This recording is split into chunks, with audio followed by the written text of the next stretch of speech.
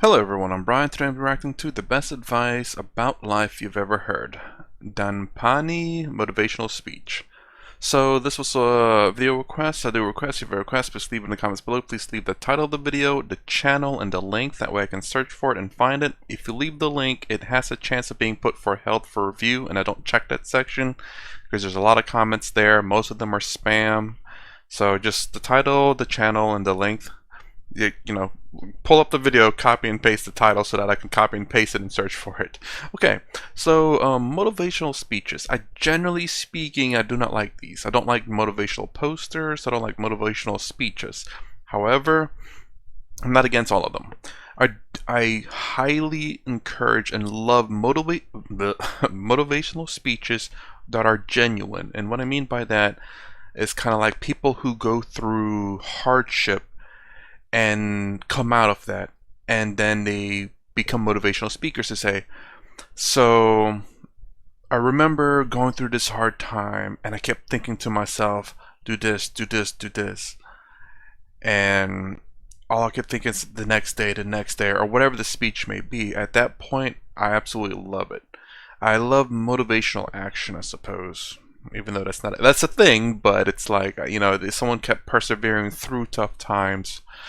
And as opposed to people who are just motivational speakers who never really genuinely went through hard times, I find that it's just kind of weird. And motivational posters, not really. I mean, I enjoy them, but it's kind of weird to me. It's like, I have cats that saying hang in there or whatever. I don't know. I guess one thing that really sticks out was I remember seeing this picture, I'll say picture, of a jar, and it says if you need a compliment, pull a paper out of it and read the compliment. I'm like, what? And it's a jar of compliments or something like that, or motivation or something like that. I'm like, this is so impersonal. It's complete BS. How down or desperate do you have to be to pull something out from this jar? Only because I genuinely think that it's better to go talk to someone who has been through this, or a friend, someone who knows you personally, to motivate you, to talk to you, as opposed to just some random written words like, you got this, I feel so much better now. No. That was such a joke to me. So anyways, enough said. Let's go ahead and get started. It's the one thing that we all have, the mind, right? But it's the one thing that we don't have a manual for. Young said guru. We buy a blender, we get a manual. I'm sorry, whenever I buy electronics, I generally don't read the instructions, so I toss that away. Much like my life instructions. Now, I sometimes read, but generally speaking, you understand how it works for the most part. Our iPhone comes with a manual. Do they? We get a car and it has a manual. Oh yeah, they do, but we don't read those though. Nobody teaches you how to use the mind. There's no manual for the mind. So this, I think, is one of the most essential things in making progress in our life, is really understanding how our mind works. It's the one thing that we have to live with 24 hours a day, 7 days a week. We have no choice. Imagine if most of you slept 8 hours a day, which most of you don't. You slept and you were awake 16 hours a day. In the 16 hours you practice your awareness just randomly moving from one thing to another, to another, to another. All day practice being distracted. What would you be good at after 6 months? You did this 16 hours a day, you just allow your awareness to jump from one thing to another to another. I'll tweet right now, I'll switch to text messaging, then I'll go to email. Oh, my phone's ringing, so I'll answer the phone. And then somebody's speaking to me, so I'll have 2 conversations at one time. And I'll just do this 16 hours a day, 7 days a week. So you get it being good at distracted. After 1 year, you're an expert at being distracted. After a year and a half, they'll invite you to give keynote talks on being distracted. You're so good, you practice 16 hours a day. So the same works for the opposite. If you practice being concentrated 16 hours a day, what would you become good at? I mean, okay, this is motivational speech, but it's true though. I mean, and that's the thing though. I've actually honestly recently thought about this. I've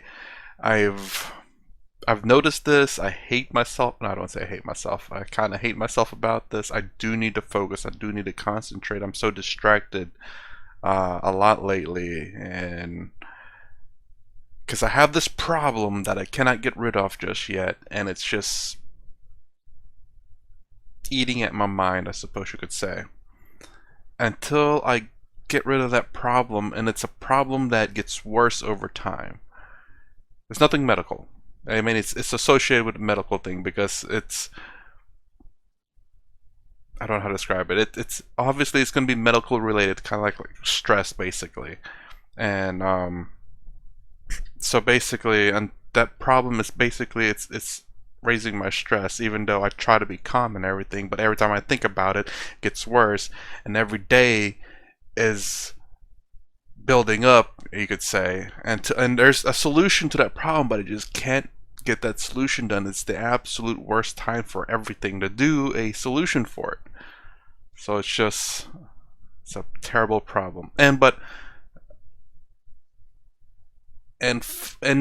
solving this problem will help with my focus, but at the same time I could still focus. I do really need to focus. I guess that's what I'm saying. And then it's kind of weird though, watching this video, and this is exactly what's going on. It seems like a lot of the videos are going on in my life right now. It's weird. You become good at concentrating, and all it takes is practice. By just doing one thing at a time, keeping your awareness on one thing at a time, and you integrate this into everything that you do in your life. So the best way to do it is pick a few opportunities in your everyday life. For example, we all speak with people. When I speak with somebody, I give them my undivided attention. Yeah. I keep my awareness on them, and the conversation is really brief. Why? Because we're concentrated. We're not being distracted. A 10-minute conversation normally just takes 3 minutes because you're just so focused. I define concentration as the ability to keep that awareness on one thing for a prolonged period of time. So if I can keep my awareness on Eric and not drift away and think about the wedding, or drift away and think about the vacation, or what I'm going to do later, then I'm concentrating on Eric. Every time it drifts away, I bring it back. And the more I practice this, the more I practice concentration. So concentration is the ability to keep your awareness on one thing for a prolonged period of time. And that's a very simple definition of concentration. How do you get better at concentration? You practice this. You practice this 24 hours a day, 7 days a week. And it's the only way to get good at it. And what's the best way to practice it? The best way to practice it is to integrate it into everything that you do in your life. Not to meditate 10 minutes in the morning. It doesn't work. You really need to look at your life the same way a sprinter in the Olympics looks at his life. You've all heard of Usain Bolt, the man that won the gold medal twice, 2 Olympics in a row, broke the world record. I don't know anything about him, to be honest. But if I was looked at him, he obviously sprints, he practices running, probably does a lot of long distance, he probably does a lot of stretching as well, I'm sure he gets massages. He looks like he eats the right kind of food. Drinks the right amount of water, takes vitamins. His whole day is so disciplined. For what? To prepare him for 9.57 seconds. I think that's what the world record is, right? For 100 meters, 9.5 or 9.57 seconds. His whole day is preparing him for that short time, not the other way around. A lot of people say, you know what, I need to be more concentrated. So you know what, I'm going to meditate in the morning, I'll sit down for 2 minutes. Okay, now I'm Zen master. And the remaining 23 hours and 58 minutes, they just go about being ordinary and crazy. I'll say this though, to kind of push back a little bit on what he says. And I did watch a few, like, how do I say, like, what is it? People, MMA fighters.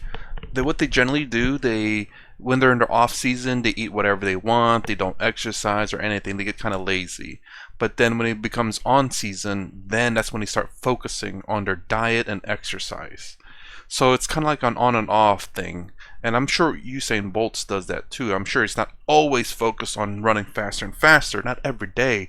You can't just have I would say like maybe like a one-track mind all the time. You're gonna, of course, want to be able to deviate from that focus to be able to enjoy other aspects of life. But absolutely, and right now, I think what he's mostly trying to say is the fact that we are just constantly distracted, which I am absolutely, and we need to be able to at least focus. Um, when we want something, we need to be able to focus on that at least some portions of the day, not the entirety of the day, but some focus of the day. And depending on how much you really want that, it will depend how much time you put into that focus. So, for example, Usain Bolt's about to do the Olympics. He's going to practically dedicate his entire day for however long it takes for him to be the best runner. But then when it's off season, because they have Olympics every 4 years, but I'm sure they have like other events that he would participate in. But he would have that off season to relax, rest, and to enjoy the rest of life instead of 24/7 focus on running every single day, 365 days a year. That's crazy. You have nothing else left in your life. So I do agree with him absolutely. I've been thinking about this honestly lately about focusing. I need to be able to focus on a channel and focus on some other things. I'm trying to do so many things at one time. But I'm busy and distracted and everything else, and trying not to be so crazy, like you're saying. And but strangely enough, I didn't know what he was going to talk about in this video. Again, it seems like the videos I pick just so happens to line up with what's going on in my life for the most part. But yeah, I do agree with absolutely being able to focus on something, especially if you need to get something done, but not to hyper focus, as opposed to just focus on that one thing and completely avoid or ignore the world, because you have to also be aware of your surroundings, but not be so distracted by it, I guess. Let's see. How does that work? How would you change? It's not balanced at all. So if for 23 hours and 58 minutes you were not being concentrated, you allowed your awareness to jump from one thing in your mind to another thing, to another thing, to another thing, to another thing, in an uncontrolled way, what would you be good at? Nothing. And out Distracted, like I of said. a prolonged concentration comes the wonderful power of observation. You just become more observant, and when you become more observant, you see solutions quicker and you solve things quicker. I will say yes. I agree. I'm completely at what he's talking about. If I'm not focused on anything, I am so distracted on a lot of things. And I know there are things that I need to focus on, but yet I'm still so distracted, and it's a problem. But whenever I'm at work, I can focus. When there's a problem, I focus. I highly focus on the problem to fix and solve it. And I'm not distracted on what I have to do. In my work, I generally work alone, and I generally get a lot of problems called into me, so I don't necessarily get distracted, but there are times when I'm working on something, I get a call about another problem. I have to be able to say, pick up and find out what the problem is, see if I can solve it over the phone. If not, I have to jot down notes so I can solve it later on. And then that's when I deviate from what I'm focused on to just pick up real quick, find out if I can't solve that problem real quick. If I can't, then I jot it down, then go back to focusing on my work to get that solved quickly and efficiently, and then to move on to the next project. But yes, but the thing is, so that when you have a purpose like your work, it's easier to focus because you know what you need to do. But in life in general, which is generally speaking, I think what he's talking about, is where we just have a hard time of focusing on something. Like, I know I need to do certain things, but it's just, I don't know, the focus is difficult. And it's a wonderful, powerful feeling when somebody is concentrated on you and not being distracted. So the best way is to integrate it into your everyday life. You're speaking with your spouse, give her or give him your undivided attention.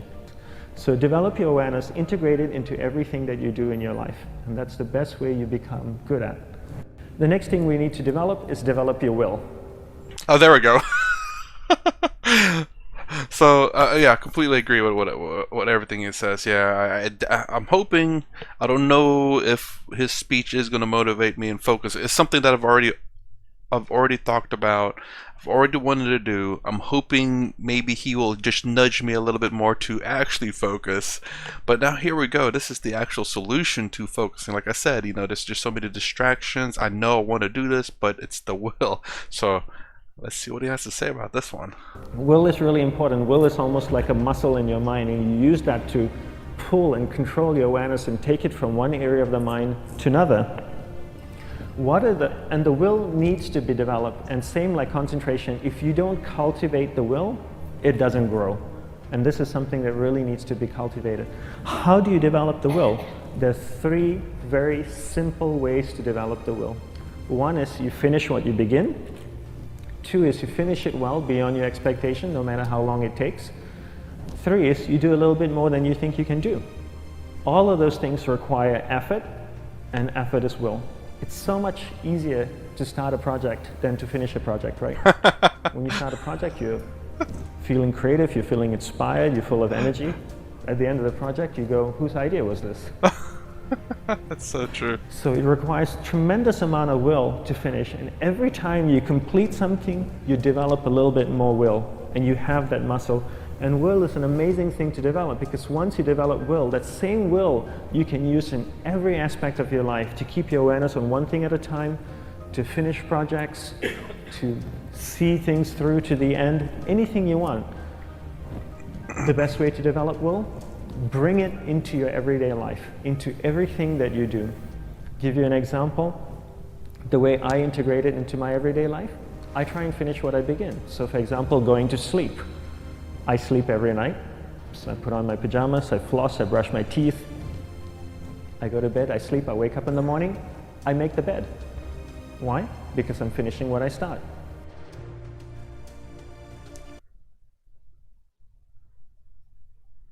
If you struggle and have a hard time, consider taking an online therapy session with our partners in BetterHelp CCC. Okay. Let's finish this and I'll make a comment on what he said. If there's anything more. Oh, I can't wait to watch more of this guy. So far, I really like what he has to say. Absolutely. Obviously, there's many different paths and methods, and his is absolutely one of them for sure. Okay, I guess there's something else. So, I was wondering why he was touching something down there. Anyways, so the last portion, I think I did take something from this, absolutely, and I think I may modify his method and just see how that works. And here's a suggestion. Again, I don't know if my method is going to work better or not. It's probably going to be worse, or it could be worse. This is the reason why a lot of people have heard in the past to say set goals and accomplish those goals. Goals doesn't necessarily mean that you have to completely finish a project. For example, kind of like the Rubik's Cube here. Goal initially, you will never be able to, like if this is your first time ever seeing it and then you understand how it works, your goal, your finishing goal is to be able to solve the Rubik's Cube. But that is a goal that's very difficult to obtain immediately. So you set little tiny goals of just solving maybe the white side, or the green side, or the yellow side, or the red side. One goal at a time to pace yourself to the finish line, basically.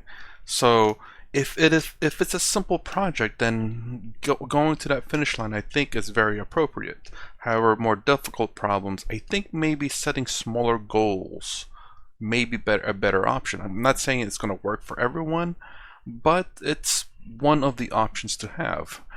If you want to set your goal of finishing this right away, you're going to be really focused 24/7 on this thing, trying to figure it out, because I've yet to. I've given up on it, honestly. I can solve one side for the most part, but I've not tried to go past that. I think that's it. But yeah, I mean, there's different goals work for different people. Some people have to finish what they start. Some people can't. They get frustrated too much, and if they push themselves too far, they just completely lose their train of thought and they need to take a break. So it all depends on the individual, but I definitely need to start doing this myself too. Is either set small goals and just see how that works. as opposed to setting starting the goal and ending it and finishing it. Maybe starting it and then piecing out, say, okay, I need to accomplish this today at the very least. That way I can take baby steps towards getting to that goal, as opposed to be just constantly distracted, never even starting it. I have the idea, started the idea, but never started it on paper, and go from there. Get distracted by everything else. So absolutely. I was wondering what he was touching down there. Oh, let me play that. Not play, but is that like I figured maybe it was his mic or something. The way I integrate it into my everyday. So for example, going to sleep. What I begin. So for example, everything that you do. Well, anyways, but yeah, I can't wait to hear more from this guy. I don't know who he is. He was suggested, and hopefully he becomes successful. He sounds very, I want to say, not necessarily wise, but very pleasant for some odd reason. Can't wait to hear more what he has to say, what wisdom he has to share with everyone, and I'll share whatever wisdom I have as well, and take it for whatever you will. Alright, that's my reaction to the best advice about life you've ever heard. If you like my content, please consider subscribing. Thumbs up, thumbs down below. Thanks for watching. I'll see you in the next vid.